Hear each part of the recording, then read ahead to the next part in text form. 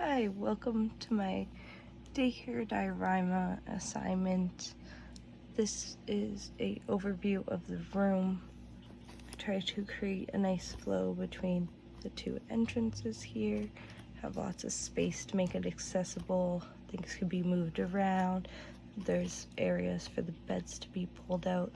This will be a toddler aged group center, so I wanted to make it age appropriate for them. Let them have a lot of space to move around and freely move. Here would be the main entrance. I have her information board here, any information about anything going on at the daycare, holidays, if we need diapers, wipes, whatever it may be. The entrance has a mat to make it nice and welcoming, and the cubbies offer a boundary from the rest of the room. I placed a seat here so that the children and parents can sit together and say bye if drop off is a little hard. A shelf. I would probably put a plant up here or a toy that is a interest in the classroom. Oh, also the layout of the room, I try to keep it a wet zone on this side and a dry zone on this side.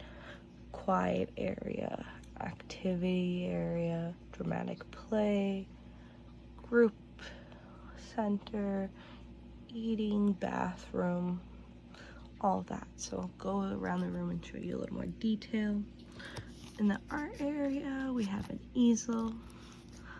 I would probably like to add one or two more just so that more than one child can paint at a time, because toddlers have a hard time waiting. They want to do what their friends are doing.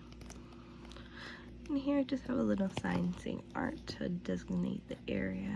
Two tables to allow children to do different activities, just work separately, all at once. Here's some storage, it's just a little cupboard. I would have the art activities here. I would have some things always available to the children, like crayons or paper, just so they can draw. And then I would have the other stuff like paint and glue in a teacher cupboard, just so they couldn't access it. Here's another storage area and an extra tabletop, just to allow children to move around. Entering the dramatic play area. Currently I have it set up for a kitchen, but that would depend on the children's interest at the time. A little oven here, a sink, a shelf. I would probably have like kitchen utensil, cups, plates, fake foods, stuff like that. A little rug to make it more like a home kitchen. A plate for kids to either plan their menus, prep their food, serve their friends, anything their minds think of. And over here, separated kind of from the louder areas, I have a reading area to promote literacy, and a quiet zone tucked away in the corner with a little cover so that if children want some privacy or dimmer lighting, they can do that. Comfy rug to sit on. They can de-stress, hide, to have some time to themselves, whatever they need there. Here we have two seating areas, a nice big couch so that the teacher, educator can sit with the kids and read books if they want to. Here's a bookshelf with some books. The books would change depending on the kids' interest and how long they've been there. Nice big area so that if we want, we could read stories over here. And I just really wanted a nice like library area. Here is the music center, free movement, whatever you want to do. I have some musical instruments here, some music symbols. This would be a foam mat so that the kids can sit on it, play, don't have to worry about getting hurt. Over here is kind of a similar theme. So foam climbing blocks, a little climbing thing here. This would be a mirror so that the kids can look at themselves climbing and their friends. As I mentioned earlier, this is the other exit, maybe to go outside. Outside, I don't have any visuals, but it would be age appropriate for toddlers, so nothing too big, nothing too hard for them to do.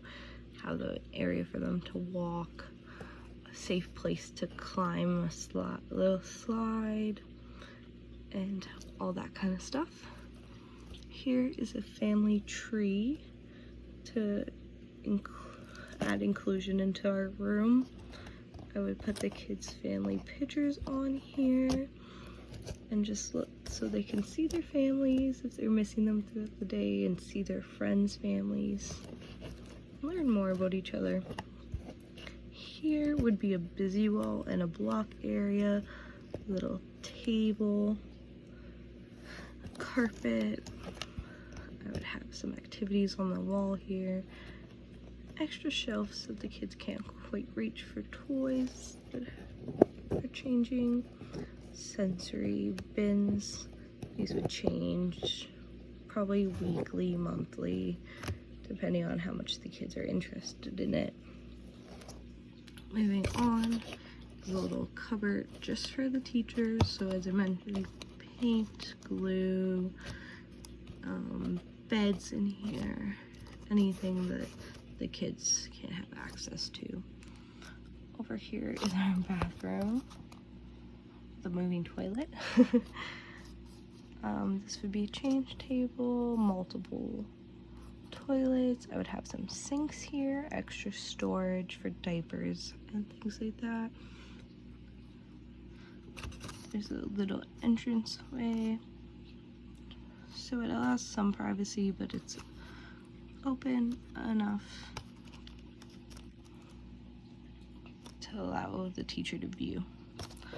This would be our dining area, so nice big table so everyone is included and involved. This, I would have the kids' plates, their water bottles. I would have a garbage can, a dirty dishes bin so they can clean up after themselves.